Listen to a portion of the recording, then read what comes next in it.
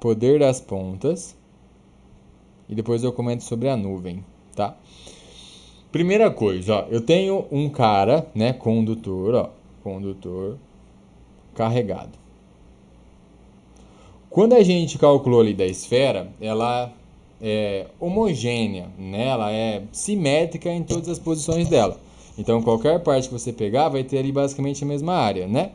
Agora, se você pega um corpo que já não é uniforme, sei lá, pode ser uma gota de chuva, ó.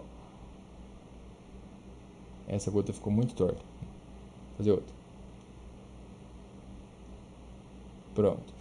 Então, olha só. Ele tem a sua carga, não tem? Então, vou colocar a carga espalhada assim, ó. Menos. E aqui menos. Aí você já viu que eu coloquei a distribuição um pouquinho diferente. Mas por que eu coloquei a distribuição diferente? Você lembra que a gente colocou na aula passada, lá para demonstrar a lei de Gauss, isso aqui? O que era essa letrinha aqui? Era a densidade, o quê? Superficial de carga. E como que a gente calcula ela? É a carga que o corpo tem dividido pela área dele, né? Então a densidade superficial é a carga dividido pela área. Por que ela é importante? Aprende a analisar a equação, né? Que na verdade a gente já aprendeu faz um tempinho. Primeira coisa, para um cara que está carregado, o que é a constante dele? É a carga, né? Ele está carregado, ele tem a carga dele, pronto. Ou seja, quanto menos área tem aquela região que eu estou analisando, maior é a densidade. E se você lembrar da sequência de aulas, quando a gente falava densidade, eu falava que poderia trocar por outra palavra, que era quantidade, proximidade, coisa do tipo, né? Então, o que é isso? A região que tem menos área é a região que a carga fica mais perto. A região em que tem mais área é a região onde a carga fica mais afastada. Então, ele tem a carga dele, só que a carga ela fica mais concentrada onde tem menos área. Tá? A carga fica mais concentrada onde tem menos área. E por conta disso, a gente chama de poder das pontas, né? Que as pontas têm menos área, é onde concentra mais carga. Então, se você pegar um para-raio, o que ele tem? Uma região pontiaguda. Para quê? Para ele concentrar bastante carga ali na hora que cair um raio, né? Então, ele vai tentar puxar aquela carga que está vindo do raio. Então, quanto mais pontiagudo for a região, mais carga, né? Mais proximidade de carga ela vai conseguir ter ali naquele ponto. Então, se você estiver, sei lá, na piscina, né? Começou a chover, você fala assim, não vou me molhar, vou sair. Óbvio que não, né? Mas, enfim, você, por mais que absurdo que você seja, né? Isso vale pra mim. Por mais que absurdo que você seja, ali na piscina, você é a região mais pontiaguda, porque o resto é plano. Né? Então, qual que é a possibilidade? A possibilidade é que venha um raio e tame no você, né? Mas se for narigudo aí compensa, aí você já tem a parte mais pontiaguda. Né? Ou imagina você, sei lá, jogando bola no estádio, aí começa a chover, aí você faz assim, tipo, sabe rezar? Você coloca a mão lá pra cima, deixa eu colocar eu aqui na frente.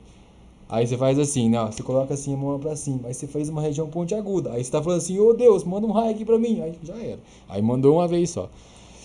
Então, assim, quanto mais pontiagudo for a região, maior a possibilidade de cair o raio naquela região. Então, não para daquela história, não cai duas vezes no mesmo lugar. Cai, fica lá com a pontiaguda que cai duas vezes no mesmo lugar, cai até mais, né? Mas uma vez só já basta pra você tomar um choque bom. Falando em choque, vamos lá. Ó, isso aqui é legal pro Enem também, tá? Seguinte, como que eu posso colocar? Raio. Raio. Vamos desenhar um raio? Como que desenha um raio? Puta merda, não sei desenhar um raio? Caramba, pera. Bugou a cabeça. Sim? Ah, sensacional. Ficou horrível, mas pera, tá ficando bonzinho. Ah, não, ficou feio. Meu Deus do céu, pera aí que eu vou ter que pedir ajuda aqui pros universitários. Calma, abri uma abinha aqui. Raio. Desenho. Ah, boa. Esse aqui tem fundo, esse aqui não vou usar não. Esse aqui tá bonito. Boa. Sensacional. Raio. Raio. Seguinte, o raio ele é uma composição de dois fenômenos. O raio ele é a soma de um relâmpago. Marquinhos, para de fazer piada ruim, meu Deus do céu, toda vez piada ruim. E a gente também tem o trovão. O relâmpago é a luz.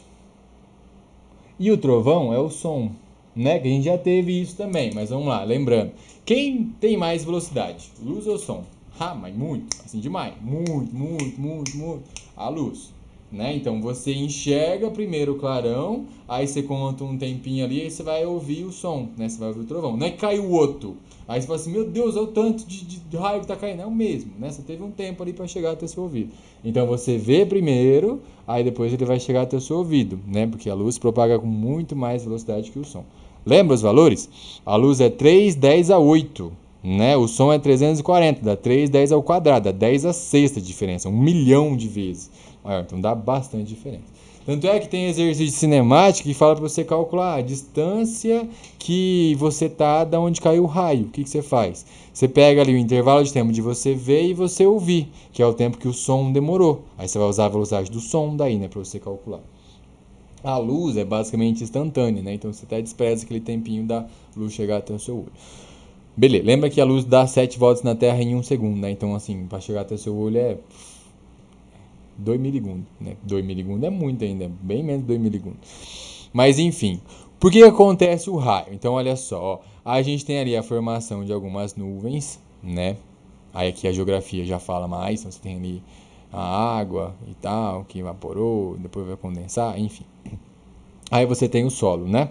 Só que assim, essa nuvem você tem partículas. Essas partículas elas estão se movimentando porque tem um vento, né? O vento é ar, né? E mais algumas partículas. Então você tem atrito. Por conta de você ter atrito, você está tendo o quê? Um processo de deslizamento. Então essa nuvem vai ficando carregada.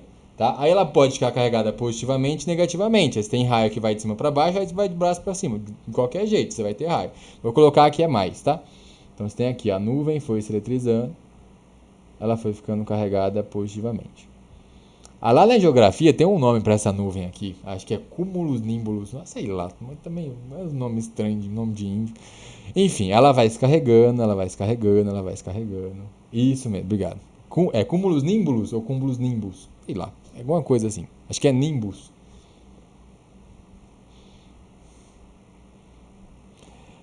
Enfim, aí então ela foi se carregando, né? Então, ó, a nuvem, ela tem o quê? Ela tem um potencial, chamado de V-nuvem, ó. E o solo, ele tem o potencial dele, porque por conta ele ter um tamanho bem grande, geralmente considera como sendo zero. Vou colocar assim, ó, potencial do solo. Ok. Por conta desse motivo, então você está tendo aqui um potencial na nuvem e você tem um potencial aqui no solo, ok? Como tem dois potenciais diferentes, o que você está gerando aqui? Cumulonimbus. Boa. A gente está gerando uma DDP, a gente está gerando um U, certo ou não? Só que, lembra da sequência? Tenta você falar a sequência uma vez, vê se você pegou o jeito. Qual que é a sequência? Da matéria inteira. DDP gera campo, que gera força, que gera movimentação de carga, beleza?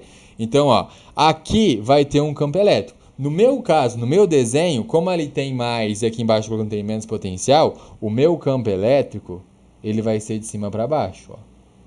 O meu campo elétrico ele vai ser de cima para baixo. Beleza? Então a gente tem aqui um campo elétrico. Só que assim, vai lá, agora seja coerente também. É toda chuva que cai raio? Não. E é toda hora que cai raio? Não. Né? Por quê? Porque lembra que eu falei que o ar nesse instante ele é isolante? Então ele segura aquela carguinha, ele não deixa ela passar. Só que chega a certo ponto que aquela nuvem está tão carregada, que a DDP é tão grande, que o campo é tão grande, que ele vence essa, qual que é a palavra? Isolância do ar. Aí o ar não consegue mais segurar aquela carga vai passar. No caso meu aqui, olha só, ó, como é elétron que se movimenta, né? Elétron vai aonde? Vai no sentido oposto, né? Então, como tem um campo para baixo, ó, a gente vai ter um raio que foi de baixo para cima, ó. Então aqui foi o sentido. Beleza? Para daí o quê? Para daí a gente neutralizar aquela nuvem ali, né, que tava com falta de elétrons. Beleza? Então daí, ó, vou colocar a expressão correta. Então, vence a rigidez dielétrica do meio. Aí essa rigidez dielétrica do meio, né, que eu chamei de, eu acho muito mais bonito, isolância, mas a expressão mais comum é rigidez dielétrica.